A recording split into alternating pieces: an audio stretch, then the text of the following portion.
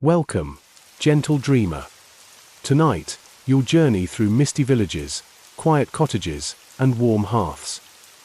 3 peaceful stories, each filled with purpose, tradition, and quiet strength, will guide you softly into sleep.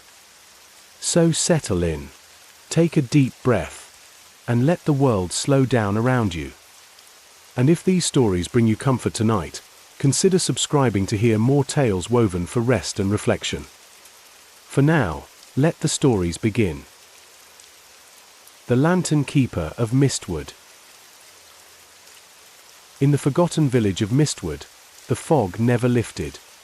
It curled between trees, hung low over moss-covered rooftops, and rolled lazily through cobbled streets like a slow-moving river of silence. The sun rose and fell beyond the vale, but in Mistwood, daylight was always soft and grey, and night came as a hush, not a shadow. At the edge of the village stood a crooked cottage built into the cliffside. From its stone chimney curled a single, spiraling thread of smoke, and each evening, as the bell in the chapel tolled 8, a hunched figure emerged. Cloaked in a heavy coat and wide-brimmed hat, the old man moved with a deliberate grace, carrying a long pole with a brass hook and a leather satchel filled with oil. He was the Lantern Keeper. Every night, without fail, he lit the lanterns that lined the cliff path overlooking the sea of mists. No one walked that path anymore. The last traveler had disappeared down its winding trail nearly 30 years ago. The village children had grown into elders, and still, the Lantern Keeper lit his lamps. "He's mad," some would whisper. "Just habit. Old age." Others were kinder. He must have his reasons. But no one asked him directly. In truth, most villagers had grown used to the quiet rhythm of his presence. The amber glow of his lanterns cutting lines through the fog was simply part of the village's heartbeat, like the distant tolling of bells or the rustle of trees in mist-heavy wind. His name was Edrin. Once a sailor, long ago. He had come to Mistwood seeking peace, trading the tumultuous sea for silence. For years, he lived simply, taking joy in growing root vegetables and fixing broken tools for neighbors. But when the cliffside lanterns began to fail, one by one succumbing to rust and neglect, he began tending to them. At first, it was practical. A safety measure, in case anyone wandered too close to the edge. But as time passed, and the path grew quieter, it became something else. A duty. A ritual. A prayer. Each night, Edrin would pause at each iron post, trim the wick, fill the oil, and strike the flint. The flame would flicker to life, catching in the mist, casting long, soft beams into the nothingness beyond. And each night, as he reached the final lantern, the one perched highest on the narrow overlook, he would linger. Sometimes he would whisper, "Still watching, my love?" Sometimes he would say nothing at all. He'd stand there as the sea wind stirred the mist and made his coat flap gently against his legs. Then, when the silence became too heavy to hold, he'd return home, kettle waiting, fire crackling. It was on a night like any other that something changed. Edrin had lit all but the final 2 lanterns when he heard it, footsteps. Slow, hesitant, muffled by fog but unmistakable. He froze. No one walked the path. "Hello," he called, his voice hoarse from disuse. No answer. Then, through the mist, a figure emerged. A young woman, wrapped in a thick traveling cloak, her boots muddied, her cheeks flushed with cold. She stopped a few feet from him, clearly surprised. "You're real," she said. Edrin blinked. "So are you." She laughed, but it was soft, uncertain. "I thought this village was abandoned. Maps don't even mark it anymore. I followed the light. The lanterns." Edrin adjusted his grip on the pole. "Most don't. What brings you to Mistwood?" "I don't know," she admitted. "I just kept walking. I was looking for something. Somewhere quiet. And the lights, they felt like a path meant for me." He studied her a moment. Then, without another word, he turned and lit the next lantern. The flame bloomed golden in the grey. "Come," he said. They walked in silence, stopping at each post. He showed her how to clean the wick, how much oil to use. She watched, curious. At the final lantern, he handed her the flint. "Your turn." She hesitated, then struck it. The spark caught, and the light poured out over the mist like liquid gold. "Why do you do this?" she asked quietly. Edrin looked out into the fog. "Because light should always be waiting, even if no one is looking." She said nothing, but her eyes glistened. She stayed the night in Mistwood, and the night after that. Eventually, she moved into the empty cottage near the old chapel. No one asked her why. In time, the villagers accepted her as easily as the fog accepts the dawn. Her name was Maylin, a wandering archivist once, before the world forgot her title. She had spent years traveling between broken places, collecting stories from dying towns. But even the greatest collections cannot quiet a lonely soul. She had left it all behind one morning, hoping only to be led somewhere she might finally rest. Mistwood had found her. She took up small duties: gathering herbs, binding books, brewing tea for old villagers with coughs that never went away. But every evening, just before the bell, she would watch for Edrin. The village had one other soul who lingered between silence and duty: Thomel, the blacksmith. Younger than Edrin but older than most, he worked a forge that rarely saw real use. There were no more horses needing shoes, no carts to fix. But he kept the coals burning. And he made hinges, lantern frames, and fine little blades that no one asked for. He and Edrin had once spoken often. In another time, when the fog was thinner and Tommel's son still lived. They had both lost someone to the path beyond the lanterns. Edrin, a wife. Thomel, his only child. Neither ever said it aloud, but each lit metal and flame for the same reason. So no one else would vanish. One morning, Maylin found Thomel sitting outside his shop, polishing a rusted lantern bracket.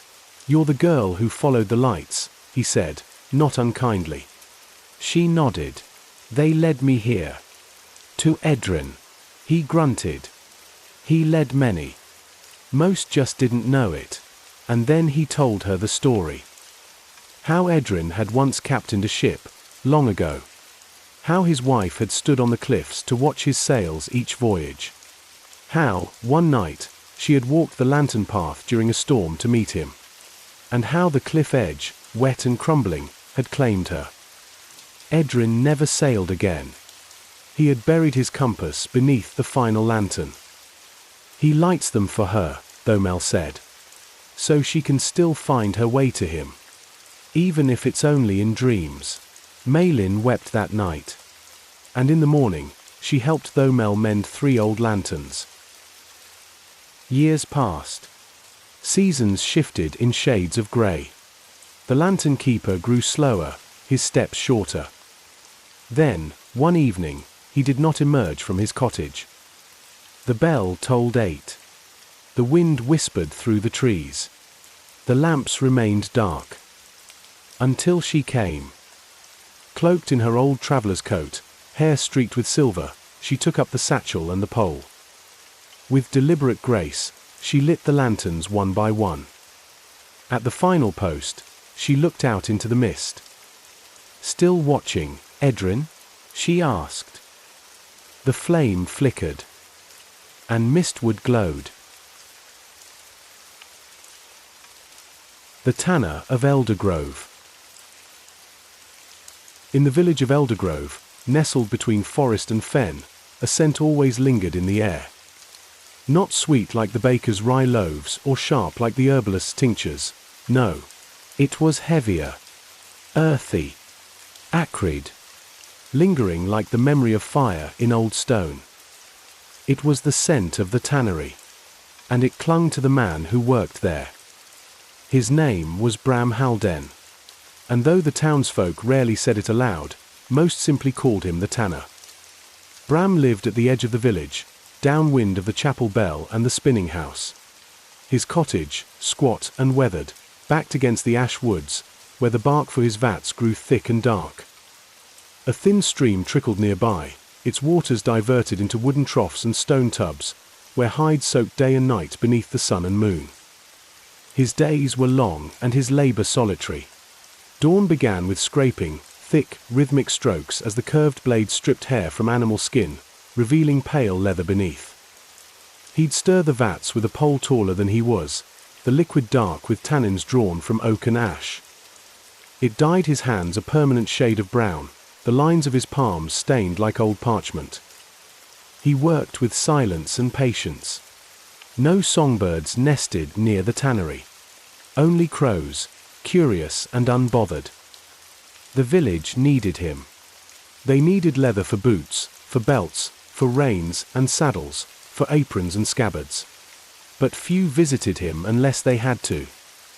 Children were warned not to play too close, and young brides made signs of protection when they passed his fence. They said the tanner worked with death, that the hides carried ghosts.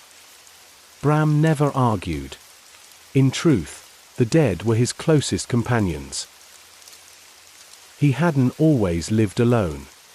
Once, there had been laughter in the house, his wife, Isolde, sharp-tongued and quick to smile, and their son, Hal, who ran through the yard with muddy feet and stories of imaginary beasts. But the fever came, as it always did. It took them both in a single week, and left Bram with silence. Silence and work. The villagers pitied him at first.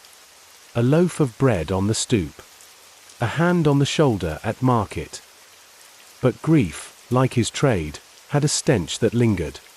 Over time, people turned their faces away again. Still, the hides kept coming. So he kept working. One day, while cutting straps for the farrier, a knock came at his door.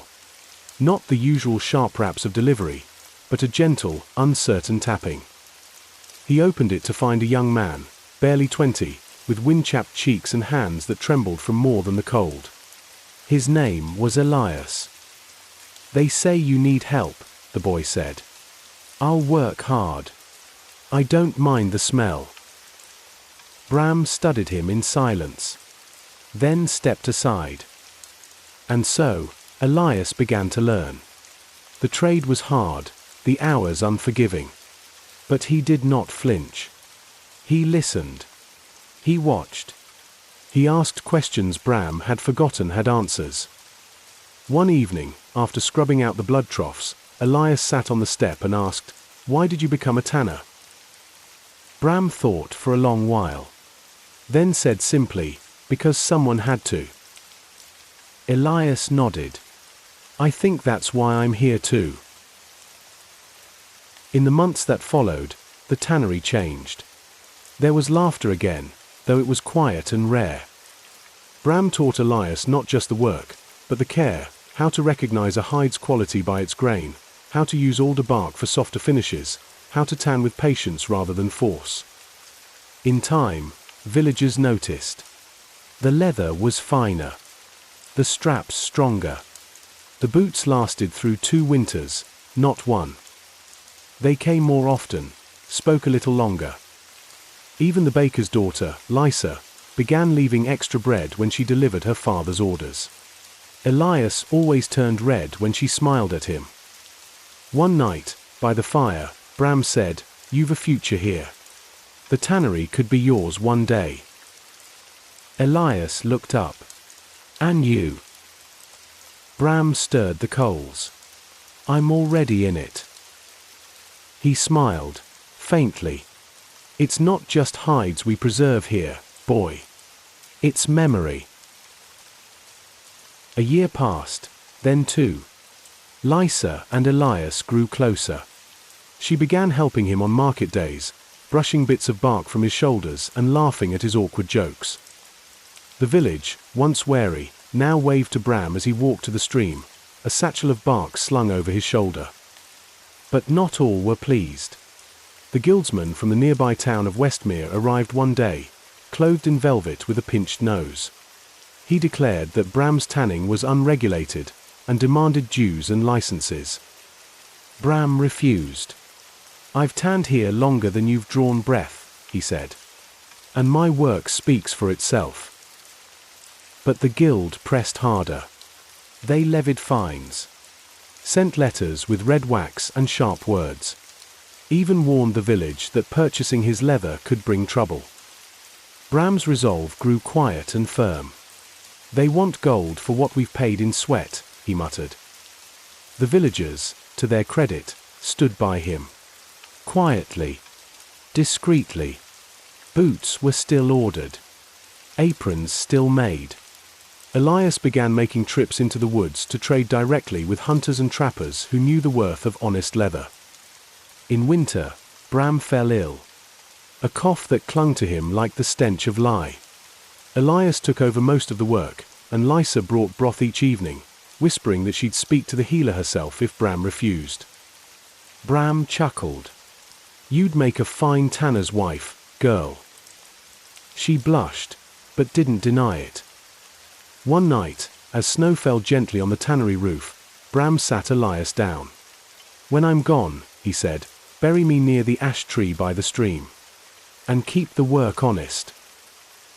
"I will," Elias promised. "And I'll teach others. Like you taught me." Bram smiled, eyes soft.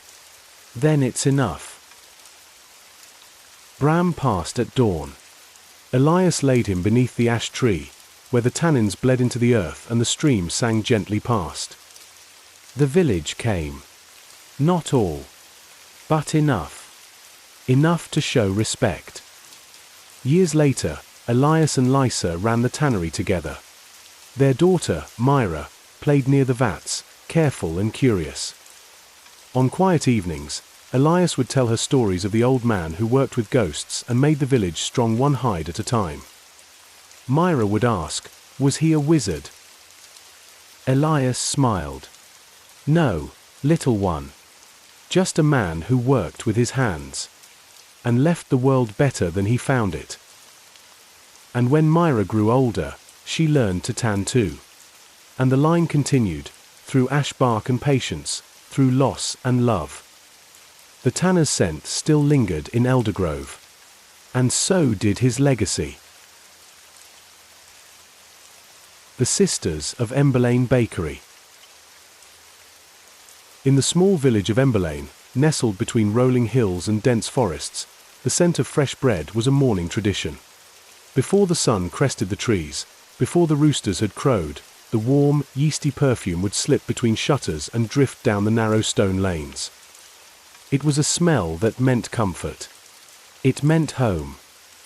That scent came from a modest stone building on the edge of the village square, where two sisters, Isolde and Brigid, baked with the same hands that once clung to their mother's apron strings. Their mother, Mairead, had been Emberlane's baker before them, and her bread was as much a part of the town's soul as its chapel bell. From the time they could walk, the sisters were underfoot in the bakery. Isolde, the elder by 3 years, had an eye for precision. She would watch her mother knead dough with rhythmic focus, then mimic her with chubby fists on her own lump of flour and water. Brigid, wild-haired and curious, was drawn to the fire. She loved feeding the hearth, watching the flames lick the blackened stones, marveling at the transformation of dough into golden crust. Their mother taught them everything, not just recipes, but instincts. How to listen for the sigh of rising dough, how to feel with their palms when the kneading was enough. She spoke of fermentation as a living creature, a partner in the craft. The ovens were her altar, the dough her offering. When Mairead passed in the harsh winter of 1602, the village mourned, but no one feared the bakery would close. The sisters, then just 16 and 13, took up the mantle without hesitation. They had flour in their blood. The oven, a second heart. Running a bakery in the 1600s was not a gentle life. Before dawn each morning, Isolde and Brigid would rise to grind grain by hand or collect sacks of coarse flour from the miller down the path. Yeast was captured wild in their sourdough starter, a living memory passed from mother to daughter. They mixed it by candlelight, their hands stiff from the cold. Water was drawn from the communal well, and the fire had to be coaxed to life before any bread could rise. Brigid would tend the ovens, feeding them with wood from their own stores or traded for with neighbors. Isolde shaped loaves, her fingers knowing just the right tension, her scoring knife gliding over the surface with elegant confidence. They made rye rounds, honey oat ball, and braided milk bread brushed with egg yolk from their hens. But flour was costly, and competition fierce. Other bakers from nearby towns traveled to fairs with cheaper bread, and bad harvests meant tighter margins. Some mornings, they would wait to find their door defaced with coal-smeared warnings, "Raise prices again, and you'll burn with your loaves." Still, they persisted. For every threat, there were 2 loyal customers who brought fresh herbs, jam, or apples in thanks. The sisters bartered with the butcher, 3 loaves for a leg of pork. They traded rolls for beeswax candles, scones for bolts of linen. Money was scarce, but trust was a strong currency in Emberlane. Brigid, ever the firekeeper, experimented constantly. She began fermenting fruit for sweet breads, even daring to roast nuts and fold them into dough, a decadence that drew pilgrims from nearby villages. Isolde, in contrast, kept meticulous ledgers, recording every sack of flour, every log burned, every hour of rising time. They balanced one another. Where Brigid dreamed, Isolde structured. Where Isolde worried, Brigid laughed. Their bond, forged in flour and fire, was unshakable. And then came the baker's tax. A decree from the regional lord, claiming that all bakers must provide 1/10 of their bread to the manor every month. Failure to comply meant seizure of property, or worse. The sisters were devastated. 1/10 of their bread could mean the difference between feeding themselves and hunger. Isolde wanted to comply. Brigid wanted to resist. Tensions rose between them for the first time in years. Arguments flared like the hearth, hot and quick. But ultimately, they found middle ground. They would continue baking, but reduce waste. Brigid found a way to use yesterday's unsold loaves in pottage. Isolde arranged a meeting with the manor steward and negotiated lower quantities in exchange for special holiday breads. Through compromise and resilience, they endured. The people of Emberlane continued to rise with the scent of bread in their noses. The sisters continued their mother's legacy, not just in skill, but in spirit. A life of hard work, yes, but of warmth, of community, of shared crust and laughter. One spring, a traveling scribe named Elian arrived in Emberlane, drawn by stories of Brigid's wild sour cherry galettes. He stayed for a week, sketching the bakery, writing about the sisters in a leather-bound journal, and sampling everything on the menu. Brigid was drawn to his curiosity, while Isolde was wary of his sudden interest. But Elian helped them reach beyond the village. He sent letters to nobles and tradesmen in nearby towns, spreading word of Emberlane's magical bread. Orders began trickling in. Not just for bread, but for jams, cakes, and even written instructions. The sisters began making extra loaves, setting them aside for riders who would arrive at dusk to carry them away. It was a new era. Still, success did not quiet every doubt. Isolde sometimes felt the strain of growth. What once had been a quiet rhythm now felt like a rising tide.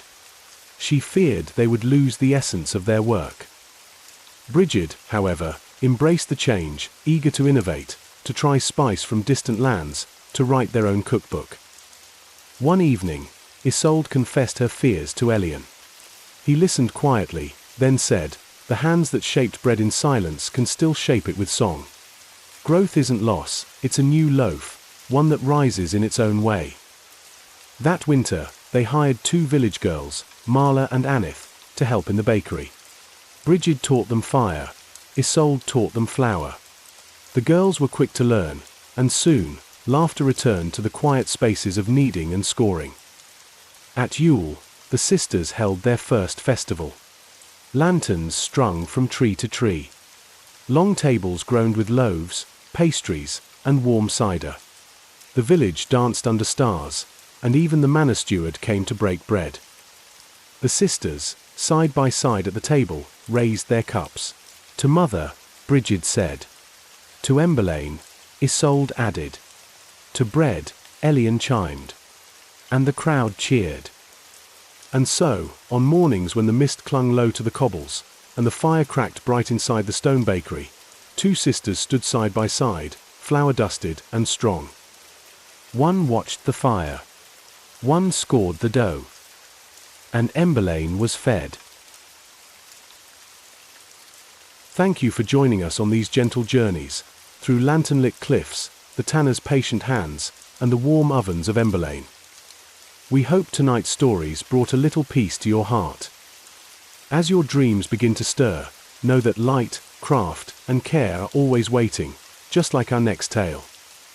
Good night. Sleep well. And if you'd like more stories to fall asleep to, don't forget to subscribe. We'll be here, ready to read, whenever you're ready to rest.